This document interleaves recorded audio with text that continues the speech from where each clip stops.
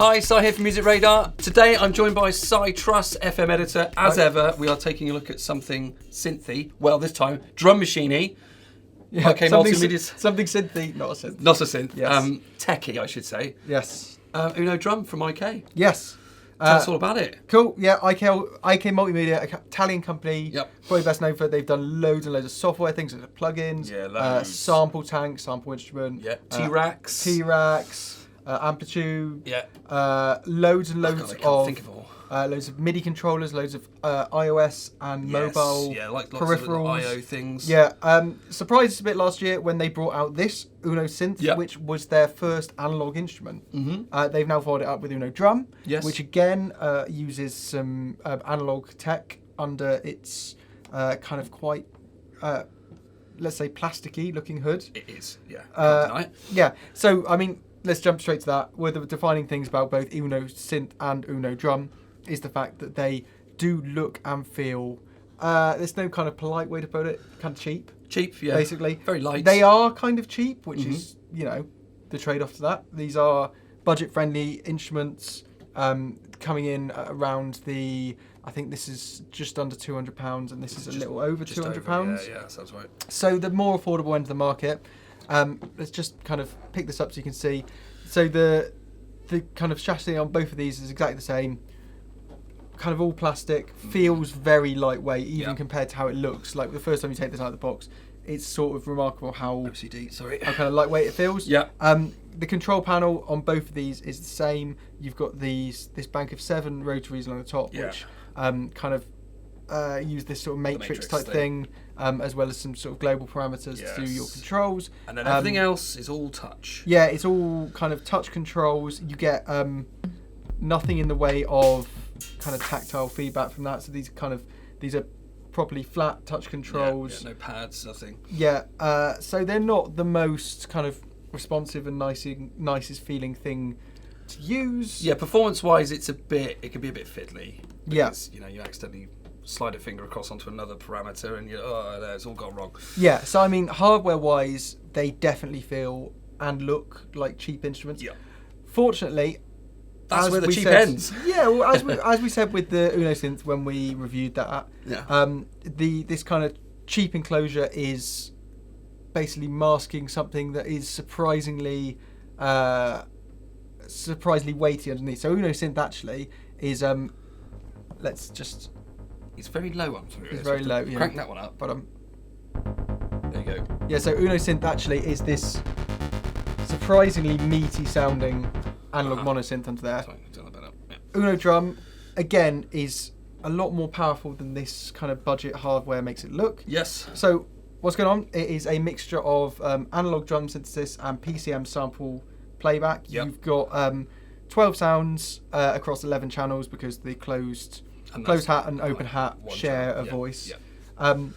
You've got 5 analog generators. Slots, yeah. So you've got these 2 kicks, snare, open and closed hats, and the clap. So you got your 5 slots on this row for analog, and then all that sort of top row is all PCM. Yeah, well, so these bottom row here, so you've got your analog sound, which is your first one, and you do also get 4 sample-based alternatives. So kick 1, for example, use this data knob here, turn it. We've got analog as our first slot.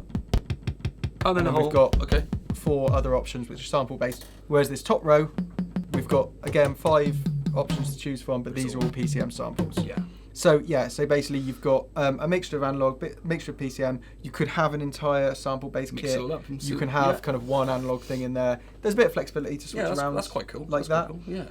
So signal flow wise, Si, tell us how this kind of all works with the matrix there. And okay, so yeah, shaping sounds like the Uno Drum, like you said. It's got this kind of matrix grid here where you've got 3 buttons to select your menus here, again 4 rotaries for controlling parameters. The analog sounds all kind of share the same controls. So you've got a level, which obviously is your volume, a tune control for changing the pitch, snap, which is adding that bit of transient punch, and then a decay control, which is obviously controlling the kind of the length of the sounds. Some of, not all of the sounds have the same controls. Clap, for example, you'll see when it's flashing analog like that. We haven't got tune and snap we've just got decay and level. Yeah, fair enough. PCM sounds, again, don't have snap. You just get decay and tuning. Okay.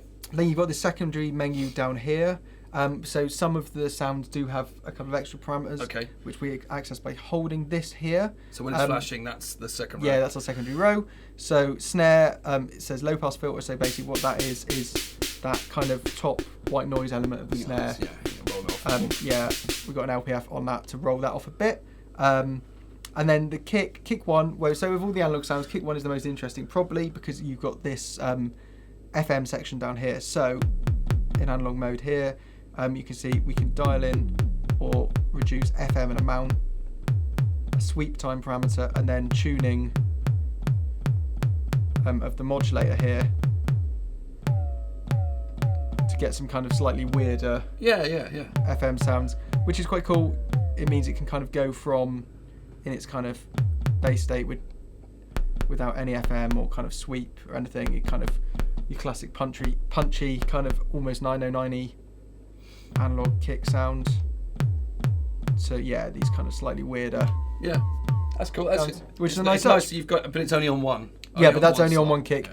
The other kick here, again, just the top row. Just has this top row, but it's got quite a nice long decay on it. The second kick, so you can kind of do nice.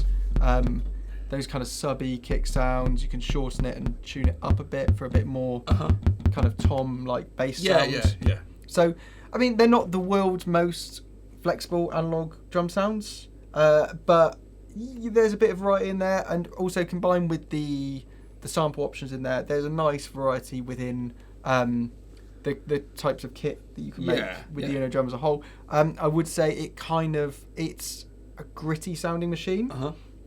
Both in the analog sounds themselves and the choice of PCM samples, which are taken from Sample Tank. So they're they're all from, and IK obviously they've got a big history with the sampled instruments. Of course.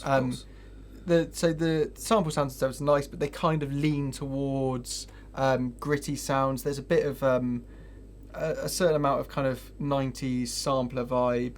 Kind of classic drum boxes, and actually, like I really like that kind of sound. Yeah, it's very much the kind of thing now. Yeah, so this leans heavily towards those kind of slightly gritty drum box, kind of classic sampler, classic drum machine sounds. Yeah, nothing wrong with that. No, nothing at all. So we've got this effects row under here. So we've got some master effects, and we've got master compressor and a drive control. Let's hit play, listen to a little.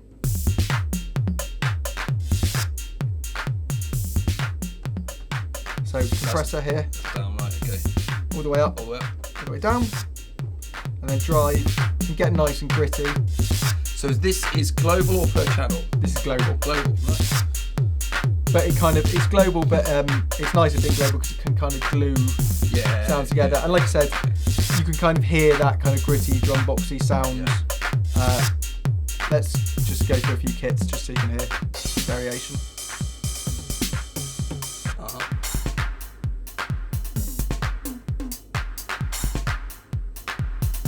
And yeah, kind of gritty, but that drive suits it really nicely. Yeah. And actually, with that cranked up, just a kind of slightly raw drum boxy sound. It's pretty cool. To it. How many kits can we store in? That's a good question. How many times can you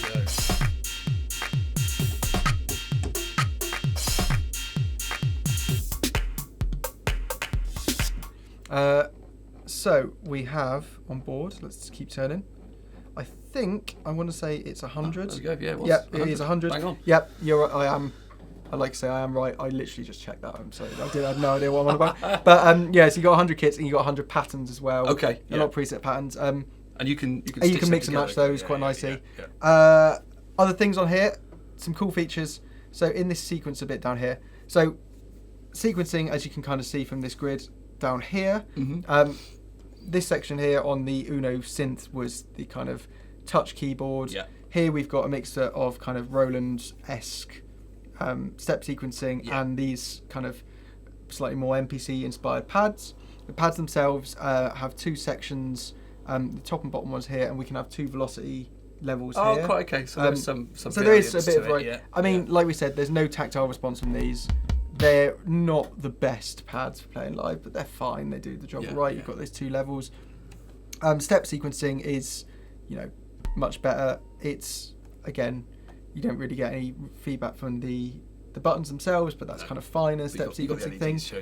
You've got, if we go to length here, we've got up to 64 steps available. Okay. Cool. And you use this here to kind of jump through our different pages, which is cool. Let's trim that down to 32. A second. So we've got some cool features here. We've got swing, obviously can add swing, a bit of groove. Division here for obviously changing the time signature. The signature here. Humanize, which will like kind of humanized feature on anything else, will add a bit of variation, just to kind of variation, bit of velocity variation. Yeah. On velocity, is worth mentioning. Actually, I mentioned the 2 velocity levels for the pads. The sounds themselves are fully velocity equipped, so you can, from another controller or from a DAW, you can send different velocity levels. Yeah, okay, it's just the control. It's just the pads themselves. Yeah, Only have the 2 levels. Doesn't do that right. Yeah. Gotcha. And then to take control of that, we have this velocity option just here, which when we're kind of inputting steps, it lets us set velocities individually for some more flexibility beyond those just 2 pad levels. You've then got some performance effects. You've got stutter and roll. Roll is kind of as you would expect, a sort of beat repeat type thing. So let's go to the open hat. Kind of. We've got time signatures here, and obviously we can record patterns as well as just straight up rolls. Is that right? Rolls is just timing divisions here. Yeah, and we've got these fill ones here. Sorry, fill. That was the word I was looking for. Fill is So you kind of you've got your rolls and your little fill bits here, which can all be recorded into the pattern using when we're hitting record and live playing, which is cool. Stutter is a kind of surprisingly deep little effect tool. So it's controlled on this FX thing here. Basically, stutter, if we hit play, let's go into a different kit. So stutter is basically a kind of looping tool, and these amount and type controls here basically control the type of kind of looping and the depth. The depth here kind of controls whether this is going to just a single sound or all the sounds. Okay, yeah. So if we have it on one, you can it'll just the one you're selecting. Where it starts from the kit basically and then goes depending on how far to all the sounds. The stutter types go from the kind of simple standard kind of looping-y things.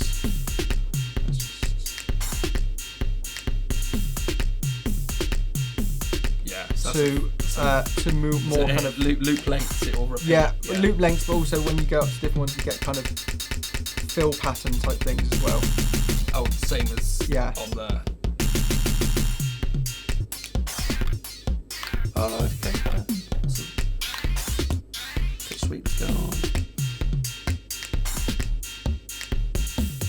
So yeah, it kind of sounds a bit chaotic because I'm just sort of randomly pressing that there. Arguably not the best demo of that. But sure, fair enough. But on performance-wise, you've got some variance that you can kind of quickly makes it nice and interesting. You've got some nice randomization tools on here as well, which are cool for basically just inspiring random patterns. Yeah.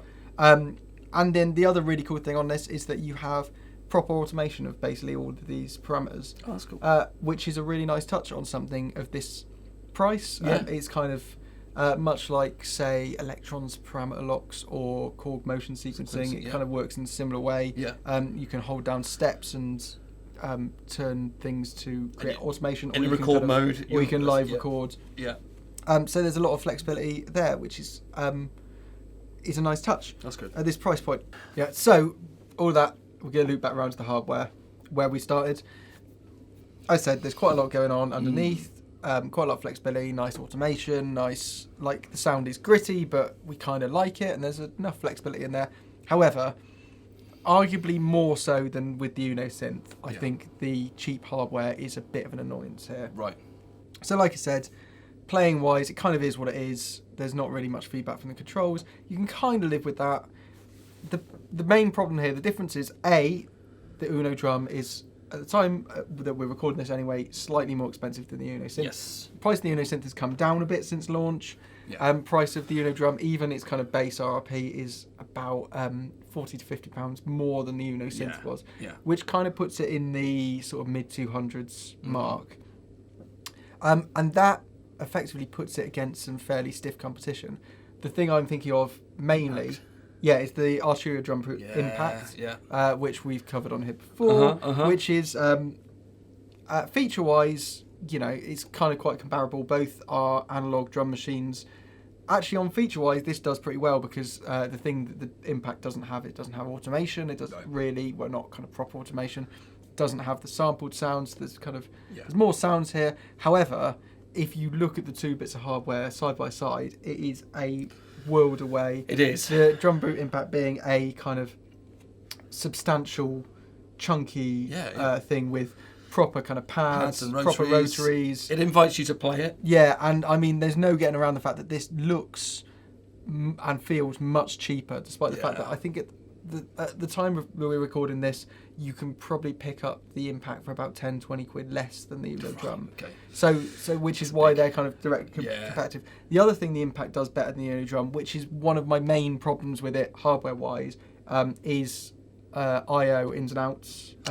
So Drum Brute Impact has nice little individual outputs for various sounds, plus kind of headphone out. Yeah. You'll see on the back here, exactly like the Uno Synth, what we have here is nothing, really. Well, so we've got two mini jacks. We've got a mini jack output and a mini jack input. Mini jack input is a nice touch. It means basically we can pump sounds in and they run through this analog compressor here. Yeah, which is good. That's a good idea. Which is nice. So we've got, in this situation, the synth as you set up, the Uno Synth running through. And it's nice being able to run that through and have that as an option. Output-wise, we've literally just got this one mini jack output. Single mini jack output on a mono synth. It's fine. Yeah, it's a bit. It's not ideal, but it is fine because you've got one sound coming out. There. A single mini jack output to run 12 drum tracks is a pain. It is a pain. It is from a live point of view, you can make it work. The fact that you haven't even got a separate headphone output is a bit of annoying. But we want individual outputs per channel, don't we? Yeah, this starts here. Everyone, manufacturers, drum machines, individual outs, please. And do it. So it's kind of comparable in this sense to say the Korg Volcas. The Korg Volca drum is their most recent drum machine, which is something we really loved. Yeah. It's got lots of character. Really loved, but on that, the single output annoys me as well. Yeah. The difference there being that's a clear kind of £100-ish cheaper moment, which kind of makes us far more tolerant of the single output. Yeah. And it's at something kind of at this price, I think that is a bit of a problem. Yeah. Something else to talk about hardware-wise. So power on these, you've got USB connections in the back here, which provide. You can provide power from anything with a USB, basically, or kind of USB plug. You can go straight into a laptop, of course. Yeah. And it's MIDI. Yeah, you get MIDI through them. Nice touch, handy. You also have battery power. Yes, I know where we're going. The battery life on this is interesting, we'd say. You're being polite. It's rubbish. Okay, so we've got it runs on 4 AA batteries. Yeah. In our tests, I mean, you were the first person to play with this in the office. And you sort of forewarned me. Yeah, I switched it on. I think it was in a lunchtime. It came in, I switched it on, had a little go. I was like, oh, this sounds nice. And then, I need to do some work. Went back to it. It's dead. Yeah. Within an hour. So I put this test when we were reviewing it. Yeah. Took it home. Fresh set of 4 AA's. Kind of decent Duracell ones or whatever.